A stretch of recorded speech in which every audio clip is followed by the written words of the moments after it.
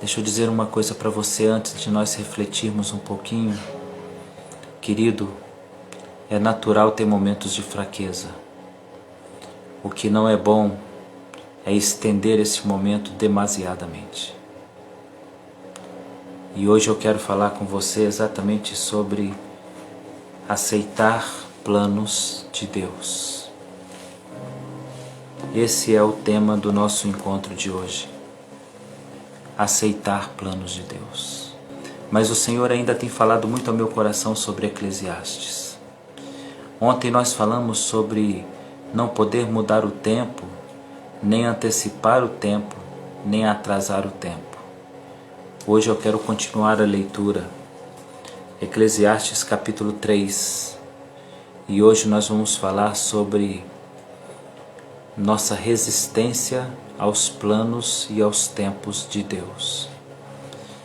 Se eu pudesse dar um tema, até anotei aqui,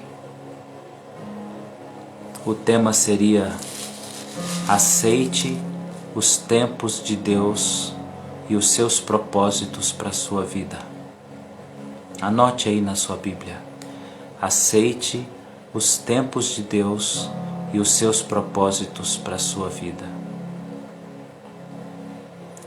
Eu estive pensando hoje como nós somos rebeldes nessa coisa de obedecer ao Senhor.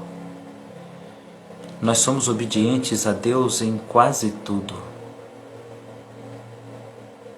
Nós obedecemos a Deus quanto às coisas religiosas. Nós obedecemos a Deus quando nós temos um desejo de cumprir algum projeto agradável para nós. Nós agradamos a Deus em muitas coisas, mas nós desagradamos a Deus sempre que nós queremos questionar os seus desígnios, os seus projetos. Eu quero dizer a você que entrou nessa live hoje, e principalmente você que entrou pela primeira vez, eu não estou lendo nem os nomes para não saber se existe essa pessoa. Deus quer falar com você. Deus quer falar um pouco com você. Vamos refletir então em Eclesiastes e vamos ver como nós às vezes somos resistentes a certas determinações de Deus. Verso 1 diz: tudo tem seu tempo determinado e há tempo para todo propósito debaixo do céu. Nós já falamos isso ontem, não dá para adiar tempo e não há para antecipar coisas. Também não há um tempo que nós tenhamos o controle dele, mas a Bíblia diz: há um tempo para todo propósito. A primeira pergunta que eu faço ao texto agora é: propósito de quem? Propósito de quem? Há tempo para cumprir o propósito de quem? De Deus. Deus tem sonhos, irmãos. Deus tem sonhos com a nossa vida. Deus pensa em nós. A palavra de Deus diz, Ele mesmo declarou: eu sei os pensamentos que tenho a respeito de vós, e são pensamentos de paz, para vos dar o bem que desejais. Não são pensamentos de mal. Deus pensa em você. Deus tem sonhos. Então, há tempo para todo o propósito de Deus para a sua vida. Há um tempo determinado para todo o plano de Deus para a sua vida. E como eu disse para você, Deus sonha com a gente. Não no sentido de dormir e cochilar e ter um sonho, mas no sentido de fazer projetos. Quando a Bíblia fala que Deus tem um propósito, é porque Ele tem um projeto. Ele sonha com a gente. Eu fico imaginando quando Deus chegou para Abraão e disse: Abraão, sai da tua terra agora. Deus tinha um plano para Abraão. Mas quando Ele chega para Abraão e diz: me dá o teu filho, Ele tinha um projeto para o filho de Abraão. Queridos, Deus tem projetos para a sua vida. O nosso chamado nada mais é do que um projeto de Deus para a nossa vida. Mas vamos ver como nós conseguimos ser rebeldes às vezes com os propósitos de Deus. E lembre-se, Deus quer falar com você. Há tempo de nascer, há tempo de morrer. O nosso desacordo com Deus aparece em muitas pessoas na hora da morte. Eu tenho esse ofício pastoral e tenho que acompanhar velórios, sepultamentos, enterros. E eu percebo que nós temos uma certa contrariedade, uma contrariação, quando Deus decide levar alguém. Nós nunca conseguimos entender que é um plano da vida, que é um projeto natural da vida. A morte, ela só precisa de uma desculpa. Alguém morre tendo saúde e de repente sofre um acidente. Alguém morre perdendo a saúde e morre aos poucos. A morte de cada um terá uma história. O apóstolo Paulo foi decapitado, Pedro crucificado, Tiago decapitado. Dizem que Tomé foi cerrado vivo ao meio. Outros apóstolos foram afogados vivos.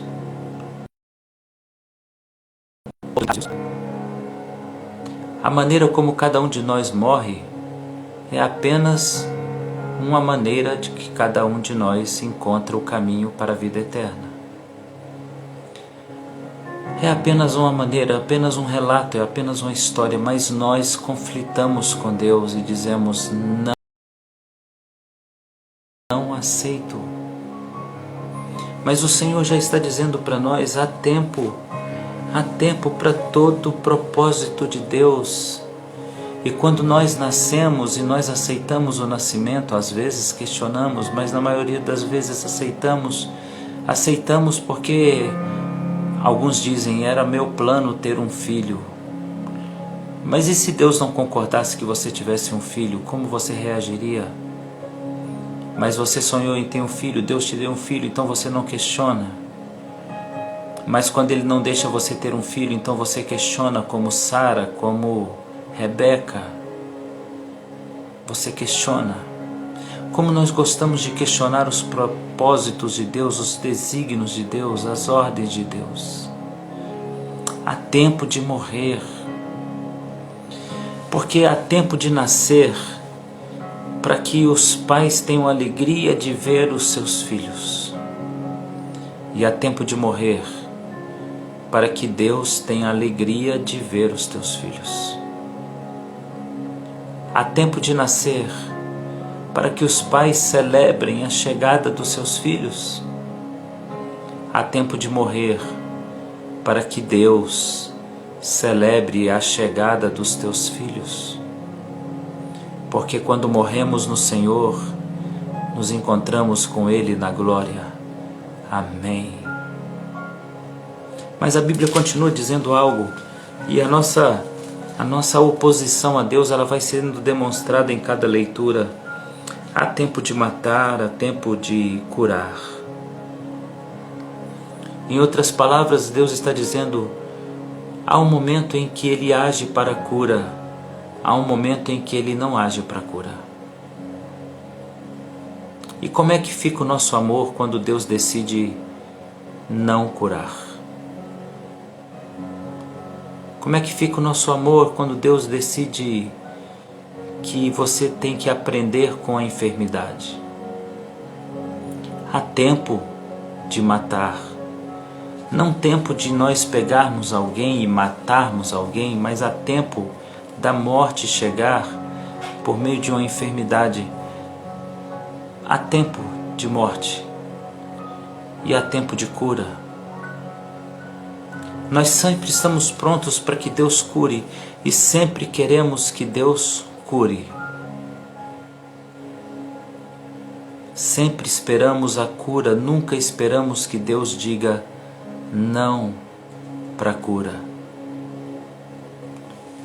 Mas há tempo de Deus curar para que o seu nome seja glorificado, e há tempo dele não curar para que você encontre o caminho da glorificação sem a saúde, para que você encontre o caminho de ser crente fiel, mesmo no meio das dores e da dificuldade. Há tempo de você ser provado na enfermidade, e há tempo de você celebrar a cura. A palavra de Deus continua dizendo: há tempo de derrubar e há tempo de edificar. Há tempo em que as coisas se desfazem. Há tempo que as coisas se desconstroem, simplesmente assim. E isso tudo por causa de um propósito. Se algo foi desconstruído, é porque estava prestes a ruir, ou porque Deus não gostou do que foi edificado, como fora a Torre de Babel. Há tempo de construir, e Deus se alegra com o tempo de construir, mas há tempo de derrubar. Quando Davi disse: vou fazer um templo para o Senhor disse: eu não te pedi nada, mas eu aceito o presente. Salomão então construiu o mais belo templo em Israel. Mas Jesus Cristo, vendo a corrupção no templo, disse: não ficará pedra sobre pedra. Quando aquilo que edificamos dá errado, é preciso aceitar que Deus está dizendo: deu errado. O propósito não foi alcançado. Eu vou ter que destruir. E quando Ele destrói, é porque pode vir um novo tempo de reconstrução. Mas nós entramos em confronto com Deus por causa disso. Nós não queremos aceitar que Deus tire aquilo que construímos. A empresa que fizemos com tanto esforço, parece que não somos mais capazes de fazer outra. Mas você não fez nada, você não fez empresa alguma, você não construiu igreja alguma, nem tampouco ministério algum. Tudo foi Deus quem te deu força para fazer, e o Deus que te deu força para construir, te dará forças para reconstruir. Amém? Diz o texto: há tempo de chorar, há tempo de rir. É claro que nós gostamos mais do tempo da festa, né, irmãos? Eu até confesso a vocês que eu estou precisando rir um pouco. Eu estou precisando de um pouquinho de festa, eu estou precisando de um pouquinho de celebração. É muito tempo de pandemia, é muita pandemia para uma humanidade só. Mas há tempo de chorar. O que a Bíblia está nos dizendo é que tanto o bem quanto o mal são escola. Tanto rir como chorar, construir e destruir, curar e adoecer, nascer e morrer, são escolas. Nós aprendemos com a escola da vida. A vida é uma grande escola, e quando o Senhor diz há tempo de chorar, é porque nós aprendemos quando choramos. Aprendemos que somos humanos, aprendemos que somos limitados, aprendemos que não somos os donos da verdade, aprendemos que não somos onipotentes, aprendemos que não somos super-heróis, aprendemos que não somos Deus, aprendemos que não mandamos nas coisas, aprendemos o caminho da humildade, aprendemos a lidar com a dor, aprendemos a gerenciar a dor, aprendemos a ser gestores da emoção negativa e usá-la com um aspecto positivo. E quando sorrimos, aprendemos que o sorriso deve ser moderado e sempre reservado, guardado para um novo momento, nunca desperdiçado em um só tempo. O sorriso nos ensina o choro nos ensina. Mas então diz a palavra de Deus: tempo de prantear e tempo de saltar de alegria, tempo de espalhar pedras e tempo de ajuntar pedras. E aí vem um texto que é muito interessante. Há tempo de abraçar e há tempo de se afastar de abraçar. E aqui, para mim, o Senhor está falando de algo muito sério. Há tempo em que nos aproximamos de alguém e alguém se aproxima de nós. Há tempo de alguém ser nosso amigo. Há tempo de fazer amigos. Há tempo de abraçar. Há tempo de envolver. Há tempo de nós sermos colo. Há tempo de nós sermos o colo para alguém. Há tempo de sermos um instrumento do conforto. Há tempo de abraçarmos com força e com carinho e com amor e compaixão, porque há tempo em que pessoas são nossas amigas. Mas há tempo de se afastar. Você precisa ser maduro o suficiente para entender que alguns amigos fazem a opção de se tornarem seus inimigos. E olha, meu querido, deixa eu te dizer uma coisa, uma verdade. Quem fez a opção de ser seu inimigo nunca foi seu amigo. Não tente recuperar o irrecuperável. E não fique chorando pelos cantos por alguém que foi teu amigo e decidiu ser teu inimigo, e foi teu amigo e agora é seu opositor. Ele na realidade declarou o seu coração no fim das coisas. Há uma passagem nas Escrituras que diz: há pecados que se revelam no início e outros no fim. Há amigos que se revelam no começo e vão até o fim, mas há pessoas que se revelam inimigas no fim. Quando você já está cheio de confiança nela, quando você já depositou toda a sua esperança nela, então ela te trai. Não tente recuperar o irrecuperável. Não tente mudar o coração do homem, você não tem poder para isso. O que nós acabamos de ler até esse verso, porque o que vem depois, o Senhor falou outra coisa no meu coração e quero compartilhar com vocês amanhã, se Deus permitir. É que a vida é uma escola. Você precisa aprender a fazer e desfazer. E você precisa aprender a conviver com o fazer e a conviver com o não fazer. A conviver com o fazer e a conviver com o destruir. Tive grandes amigos na minha vida. Os amei de todo o coração, os abracei com sinceridade. Fui traído por muitos deles. Se tornaram meus inimigos gratuitamente. E eu tive que aprender a lidar com essa emoção.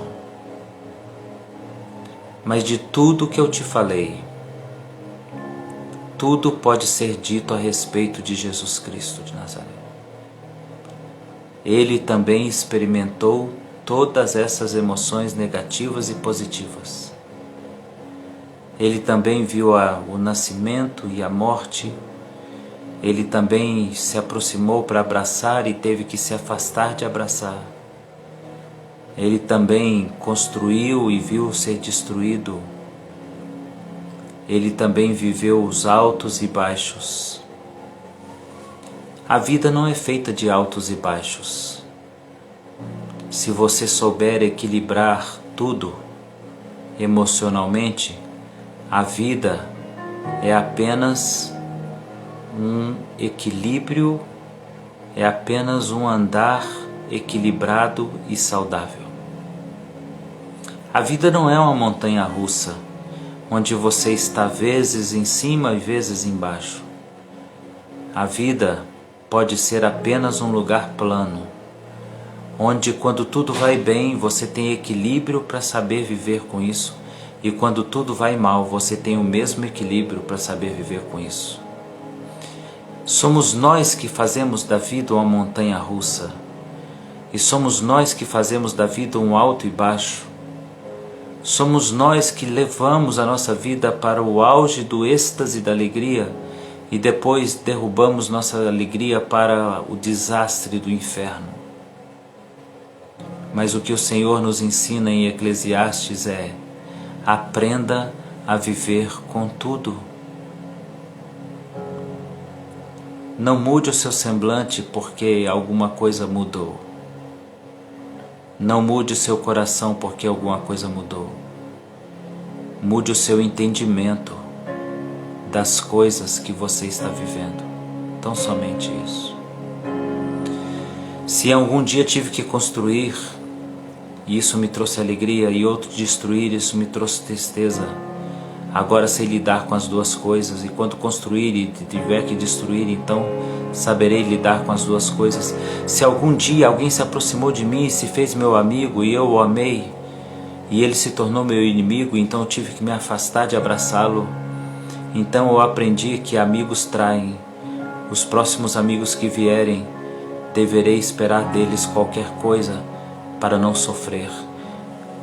Para de fazer da sua vida uma montanha russa. A vida não pode ser um parque de diversões. Pare de fazer da sua vida uma roda gigante, vezes em cima, vezes embaixo. Em Apocalipse, no capítulo 3, o Senhor repreende quem tem um comportamento assim. E Ele diz: eu tenho contra ti que você não é quente e nem frio. O meu problema com você é que você não consegue ser equilibrado.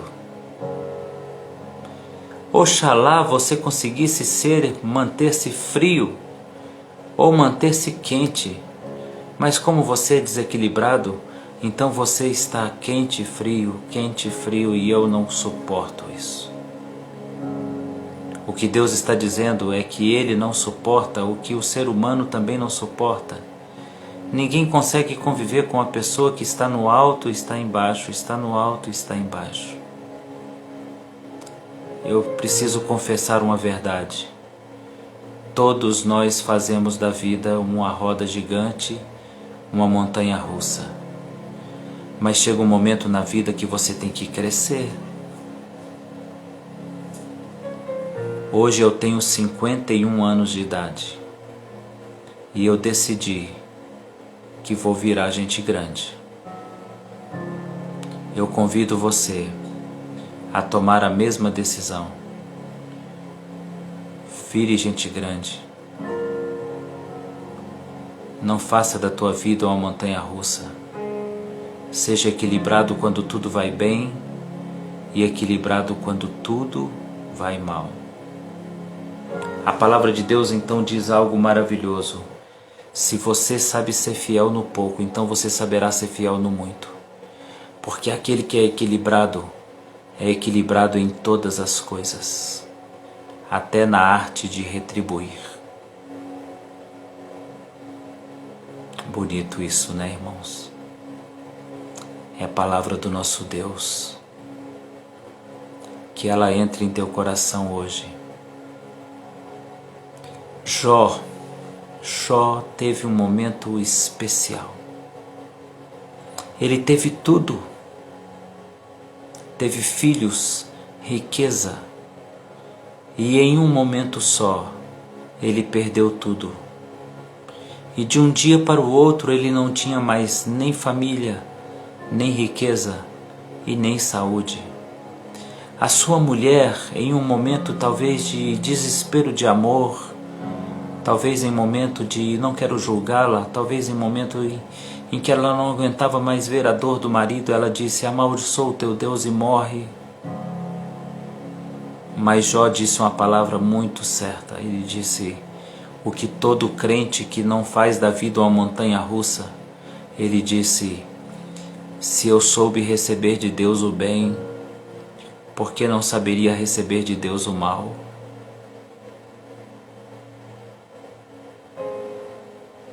É lindo isso, irmãos. A minha palavra para você nessa manhã é: aceite os tempos de Deus e os seus propósitos para a sua vida. E pare de fazer da sua vida uma montanha russa.